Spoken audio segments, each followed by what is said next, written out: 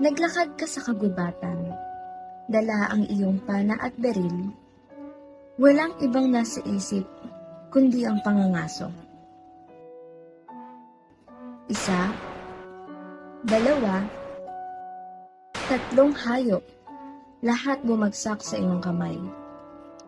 Ngunit, nang handa ka na umuwi, may napansin kang kakaiba. Hindi mo na makita ang daan palabas.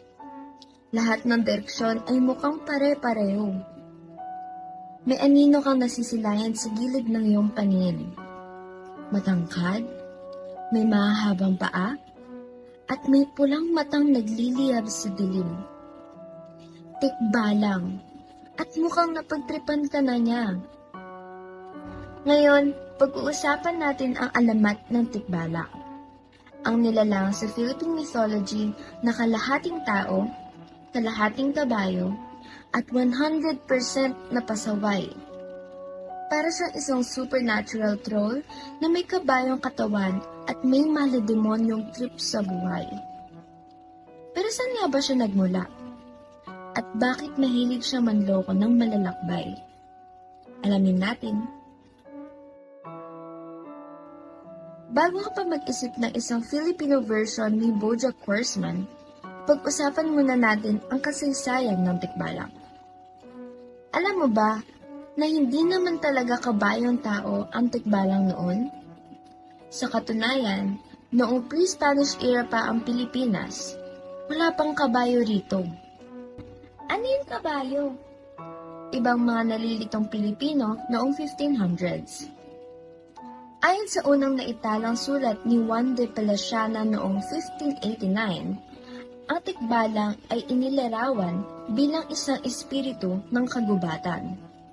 Parang multo, pero hindi halimaw. Tinatawag itong multo o bibit at madalas sinisisi kapag may naliligaw sa gubat. Pero nang dumating ang mga Kastila at nagdala ng mga kabayo, nagkaroon bigla ng itsura ang tikbalang. Mula sa pagiging isang misteryosong espiritu, naging isang dambuhalang nilalang na may ulo ng kabayo, mahahabang kamay at paa, at nagliliyab na pulang mata. Ayon sa ibang kwento, ang tikbalang daw ay kaluluwa ng mga batang hindi pa isinisilang, ipinadala pabalik sa mundo mula sa limbo. Kaya hindi lang sila nakakatakot, pero may dala-dala din itong matinding pasakit sa buhay.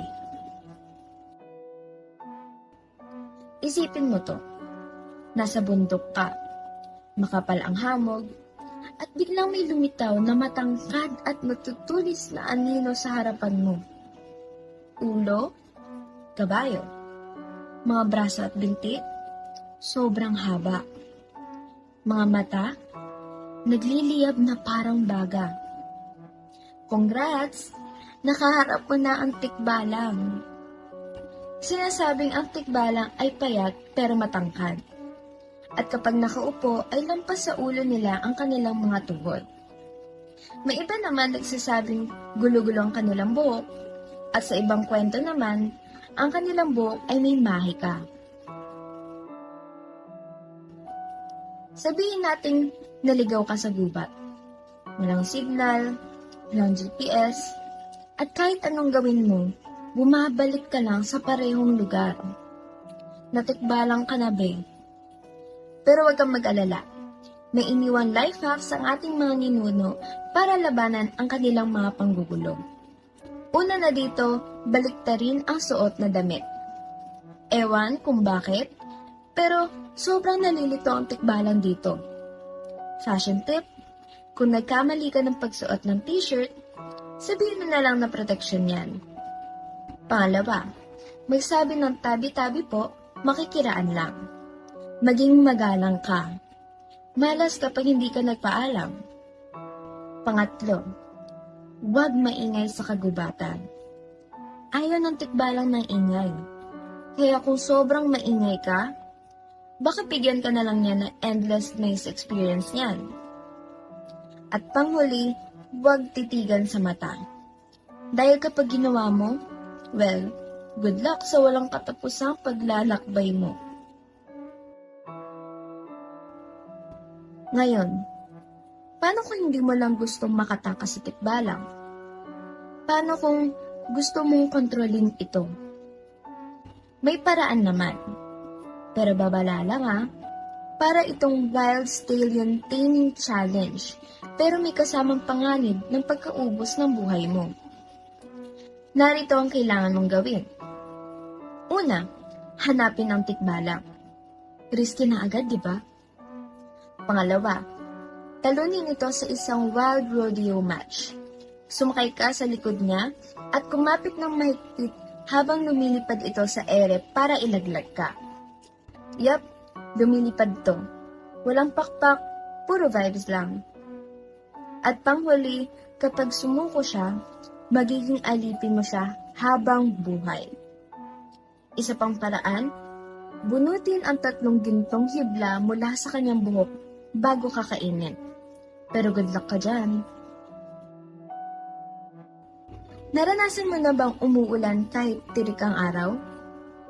Ayon sa alamat, may ikinakasal na tikbalang. Sa ibang bansa may ganitong paniniwala rin. Sa Japan, kapag maaraw pero umuulan, kasal ng isang fox spirit.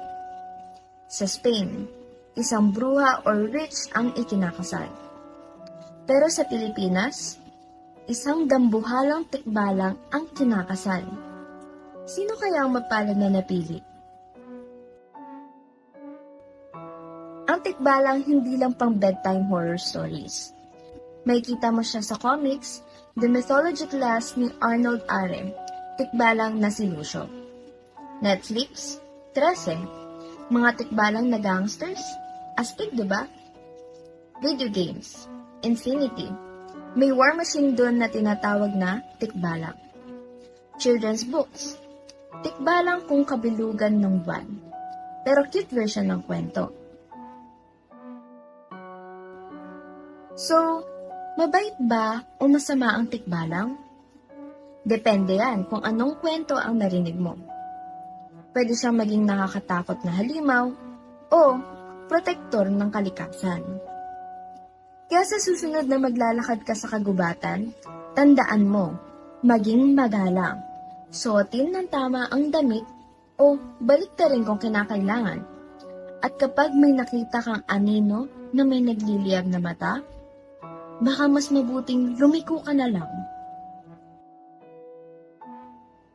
Dito na nagtatapos ang ating pagtalakay sa alamat ng tikbalang. Ano sa tingin mo? Susubukan mo bang paamuin ito? O tatakbo ka na lang na mabilis? I-comment mo sa baba ang sagot mo. At kung nag-enjoy ka, huwag kalimutang mag-like, subscribe, at pindutin mo na rin ang notification bell para mas marami pang kwentong misteryoso at mitolohikal. Ingat sa paglalakbay at huwag maligaw!